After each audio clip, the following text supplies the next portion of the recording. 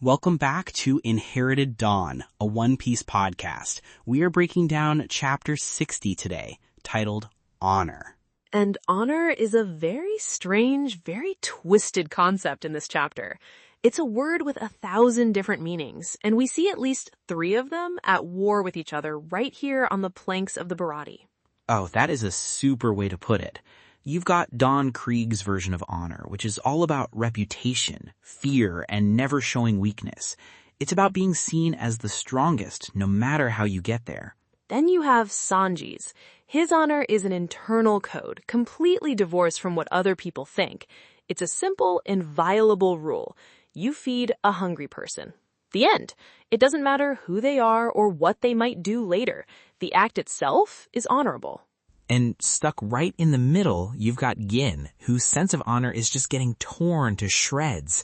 He's trying to reconcile the pirate code he's lived by his whole life with this one act of pure, selfless kindness he just received. His honor is a debt, and he thinks the only way to repay it is with violence. It's a mess. It's a perfect microcosm of the Grand Line itself, a place where different moral codes collide with violent, unpredictable results. You said it. And the eye of that hurricane, the guy who just completely short-circuits all these complicated ideas with one simple truth, is Monkey D. Luffy. You've got Don Krieg, a man with an entire armada, golden armor, and a reputation for total brutality. And then you have Luffy. And Krieg basically asks him, "Are you stupid? Do you see all this? Who do you think is stronger?" And Luffy, without a single millisecond of hesitation, just says, "Me." It's perfect. He says it like he's stating the color of the sky. There's no big speech, no flexing, no dramatic proclamation. It's just a self-evident fact to him. And the most incredible part is, he's right. The world hasn't figured it out yet. The world government, the other pirates, even some of our own crew at this point don't fully get it. But we know. It's a truth that exists independent of anyone else's belief in it. Krieg's power is performative. It requires an audience to be afraid. Luffy's strength is inherent. It's there whether you see it or not. If you want to follow along as we watch the world slowly catch up to Luffy's reality, make sure our episodes find their way to your feed. It's the best way to be there when the truth finally dawns on everyone else. Exactly. But before Luffy can prove it, we've got to deal with another kind of debt being paid. And man, this scene is heavy. It all starts with Gin and Sanji. Gin steps up to Sanji, looking absolutely tormented. And he's not thanking him, not in the way a normal person would. He's telling him that as a matter of honor for the meal he was given, he's going to be the one to kill him. It's so messed up, but you see it in his eyes. He genuinely believes this is a sign of respect. He looks so pained. This isn't a threat born of malice. It's a declaration born from a broken value system. He's basically saying, you showed me the greatest kindness I've ever known, so I will grant you the honor of being killed by someone who respects you, not by some random goon who sees you as just another obstacle. He's trying to protect the sanctity of the kindness Sanji showed him. In his mind, to let Sanji be killed by a nameless mob would be to devalue that meal, to disrespect the gesture. By killing Sanji himself, he is, in his own twisted way, acknowledging the weight of their interaction. He's elevating Sanji above the common fodder. It's his duty as the commander of the Krieg pirates. He's caught between his loyalty to a man who commands through fear and his newfound respect for a man who leads with kindness. And you can see that conflict is just eating him alive. And Sanji's reaction is what sells the entire scene. He just stands there, totally calm, taking a drag from his cigarette. He doesn't even look surprised. He doesn't flinch. It's like he already understood the kind of twisted logic these pirates operate on. He's seen the worst of the seas on this very restaurant. That's the core of Sanji right there. He fed a hungry man, period.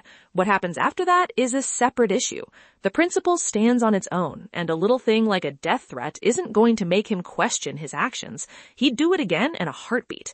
He's not naive. He knows who these people are, but his code isn't conditional. It's a chilling insight into the Grand Line mindset. Gratitude and murder are not mutually exclusive. For Gin, this is the highest form of respect he can offer within the framework of his reality. He's a prisoner of his own code.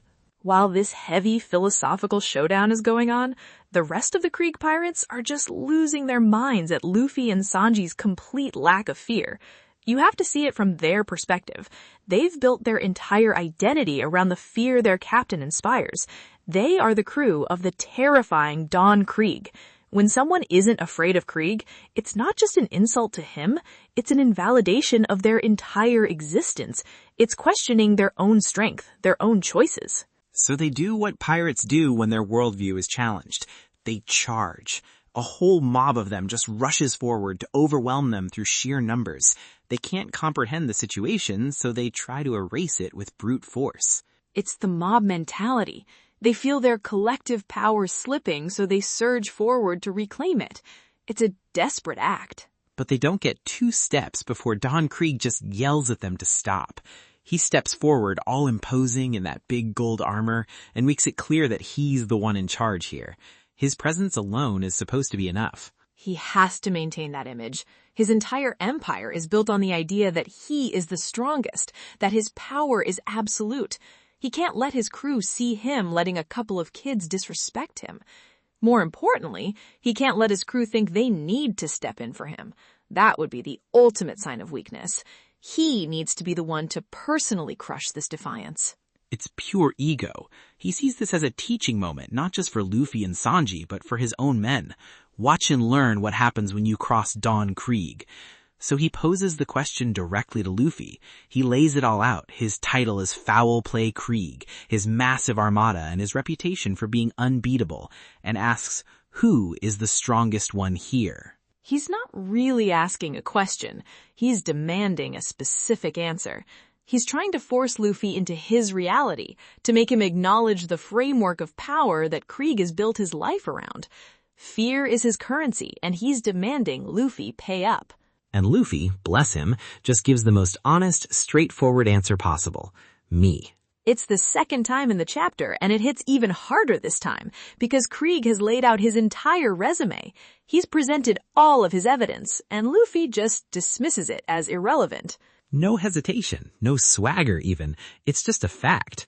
Krieg is standing there expecting fear or at least a challenge, and Luffy just completely bypasses the entire mind game. It's not arrogance, it's just his truth. He has a dream to be king of the pirates. The king of the pirates is the strongest. Therefore, he's the strongest. The logic is unbreakable in his mind. And that is what infuriates Krieg. It's a fundamental misunderstanding of reality from his point of view. He doesn't know how to deal with someone who doesn't play by his rules of fear and intimidation. Luffy isn't just ignoring his strength, he's invalidating his entire philosophy. He's essentially saying that all of Krieg's accomplishments, the fleet, the men, the reputation, are worthless metrics. He's basically telling him your whole system of power, your armies, your reputation, none of it matters. I'm here, so I win. It's such an incredible, powerful moment. Krieg is trying to play chess, laying out all his pieces, and Luffy just flips the board over because he's here to fight, not to play. So Krieg decides he needs to demonstrate the difference in their power. The words have failed, the posturing has failed. He needs to teach Luffy a lesson in what real fear is, through pain and deceit. And he does it in the dirtiest way possible. He pulls out a bomb and announces it's his special weapon, the poison gas bomb, MH5. That's a terrifying concept. We've seen Krieg's brutality, and chemical warfare is absolutely something he'd use. It feels real. It's a weapon that doesn't care about your fighting spirit or how strong your fists are. It attacks the body on a biological level. It's the ultimate coward's weapon. It's the perfect anti-Luffy weapon. You can't punch gas. You can't fight it. It's an invisible, unwinnable battle for someone like him. For a second, you really think, how is he going to get out of this one? His abilities are nullified here, and you see the panel of all the cooks from the Barati freaking out. The danger feels so real. Everyone believes it. And notice where Krieg fires it. Not directly at Luffy, but in an arc aimed at the heart of the Barati. He's not just trying to kill Luffy, he's threatening everyone Luffy is there to protect. It's a terrorist tactic. He's trying to force Luffy into an impossible choice. Save yourself or save the restaurant. Luffy, of course, does what he always does. He doesn't hesitate, he doesn't weigh the options. He sees a thing that needs to be stopped, so he tries to punch it. He winds up for a gum-gum pistol to knock it back. Pure instinct. Protect his friends. Protect the people who fed him. But it never reaches him. The bomb explodes mid-air, and it's not gas at all. The casing shatters. And it's a trick. It's a giant shuriken, basically. A bomb filled with sharp stakes that just erupt outwards. A pure physical attack disguised as something else. It's the definition of foul play. He didn't just want to hit Luffy, he wanted to fool him first. The deception is the point. He needed to prove he was smarter, more cunning. The poison gas threat was the psychological attack, and the shrapnel was the physical one. He combined them to maximize the effect. And Luffy gets hit. He's tough, he's rubber, but he's not immune to being pierced. We saw it with Buggy's knives, and we see it here. He takes the damage, and he even says it out loud. I was tricked. He acknowledges Krieg's strategy. This is a huge moment. It shows us that Luffy isn't some untouchable god. He can be outsmarted. He can be hurt. His straightforward nature is a strength, but it can also be a vulnerability. He's not invincible. Krieg actually landed a solid blow and, from his perspective, proved his point. Or so he thinks, because he's standing there, gloating, thinking he's finally cracked through Luffy's confidence. He expects that to be the end of it. He expects Luffy to be scared now, to understand the gap in their power, the difference between a simple-minded brawler and a tactical warlord. Krieg says, "Do you understand now? This is the difference in our experience." He believes he has won the psychological battle. But Luffy just stands there, bleeding a little from his shoulder, and says it again. He's still the strongest. Nothing has changed. Getting tricked, getting hurt, that was just a thing that happened on the way to him winning. It didn't change the destination. It doesn't even register as a setback to him. It's just an obstacle. He's not angry about being tricked. He's not scared of being hurt. He simply processes the new information, this guy uses tricks, and moves on. It's an almost inhuman level of focus and self-belief. That's the part that makes Luffy truly terrifying to guys like Krieg. His will is absolute. You can hurt his body, you can fool his mind, but you can't touch his conviction. You can't plant a seed of doubt in him. That is a superpower all on its own, maybe even more powerful than the gum-gum fruit. And you can see the rage on Krieg's face. He just does not understand. He played his trump card, his clever trick, the thing designed to break his opponent's spirit, and it had no psychological effect at all. Luffy's spirit is genuinely unbreakable. It's like throwing a rock at a tidal wave. He completely lost control of the situation. He was trying to give a lecture on power, and his student just refused to learn the lesson. Bro, it is the essence of Luffy.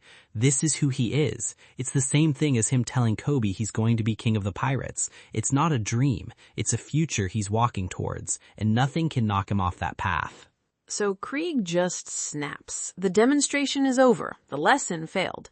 All that's left is brute force. He points at Jin, his face a mask of fury, and tells him to take care of Sanji. And he points at Luffy. I'll deal with you myself. He says it with such venom. It's personal now. It's not about conquering the restaurant anymore. It's about breaking this one impossible boy. The matchups are officially set. The two main events are locked in. The board is clear and the pieces are in place for the final act of this conflict. Yes, and they're perfect. They're not just random fights, they're thematic showdowns. You've got Sanji versus Jin, which is a battle of philosophy. It's Sanji's code of honor, kindness is unconditional, versus Jin's twisted pirate version of it. Debts must be paid, even in blood. It's a conflict for Jin's very soul. He's caught between two worlds. Sanji represents a path of compassion, while Krieg represents the brutal reality he has always known. The outcome of this fight will determine which path Jin chooses. And then you have Luffy versus Krieg, which is a battle of ideology. Luffy's simple, powerful self-belief, his inner strength, versus Krieg's entire arsenal of tricks, weapons, fear tactics, and external power. It's earned strength versus stolen strength. It's will versus warfare, the natural-born king versus the man who built a fragile throne of steel and gold. This is the central question of the series time and again. What is true strength? Is it something you have or something you are? I am so ready for this. It's also such a cool point in the manga's run as the 5th volume was coming out. It wraps up Usopp's whole arc and we get Yosaku and Johnny appearing with Sanji. It really feels like things are picking up steam. It is fun. It reminds us how quickly this crew is coming together, even if they're not all officially a crew yet. Each island adds a new layer, a new strength, a new personality. Yosaku and Johnny are the connective tissue between Zoro's past and the crew's future. They're the first people outside of the core group to really see the Straw Hats in action and become allies. Usopp's arc is wrapped, and now we're deep in Sanji's. The story is just building this thing brick by brick, and every single brick feels essential. The foundation is just so solid. You can feel the shape of this legendary crew starting to form even now. Okay, but think about what this means for the fights themselves. Jin is clearly conflicted. He's Krieg's most loyal commander, the man known for his ruthlessness, but he owes Sanji his life. That's not going to be a clean fight. There is no version of this where he comes out psychologically unscathed. No way. Gin's gonna be fighting himself as much as he's fighting Sanji. You can see it in his eyes already. He respects Sanji, but he fears Krieg. That's a brutal spot to be in.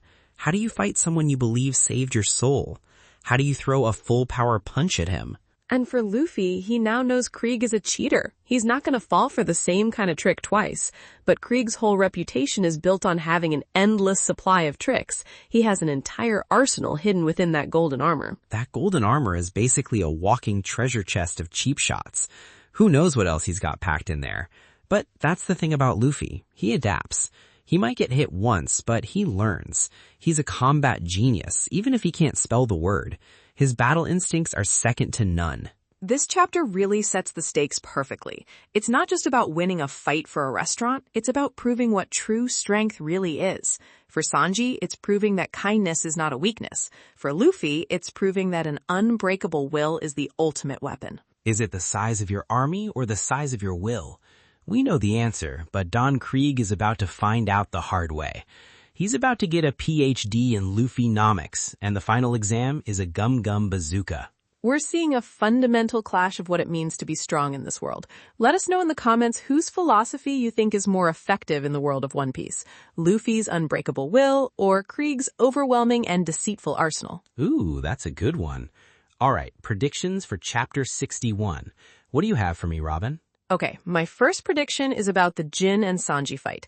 I think we will see Jin's internal conflict manifest in his fighting style. He won't fight with his full strength initially. He'll make a move, swinging his tonfas, but he'll pull back or telegraph it just enough for Sanji to dodge. He's trying to follow orders without actually wanting to land a fatal blow. He'll be testing Sanji, almost hoping Sanji is strong enough to beat him. I like that. So a hesitant start. Okay, I'll build on that.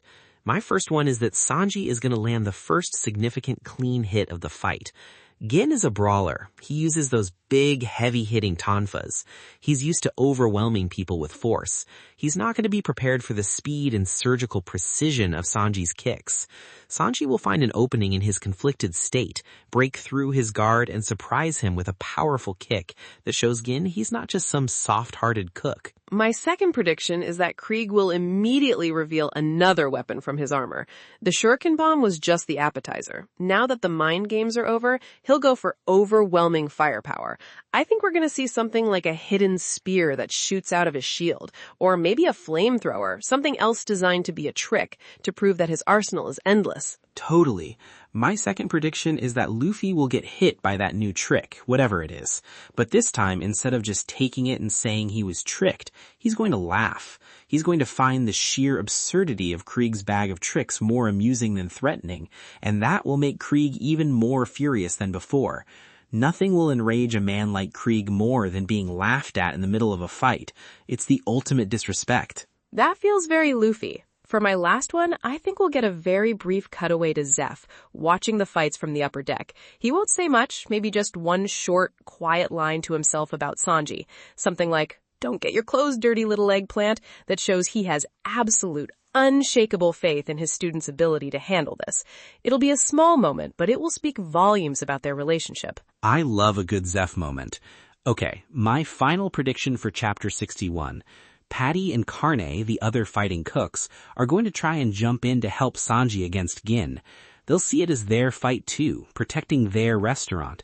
But Sanji will instantly shut them down. He'll kick them away or yell at them that this is his business, establishing that this is a personal duel of honor between him and Gin. He has to resolve this himself, cook to pirate.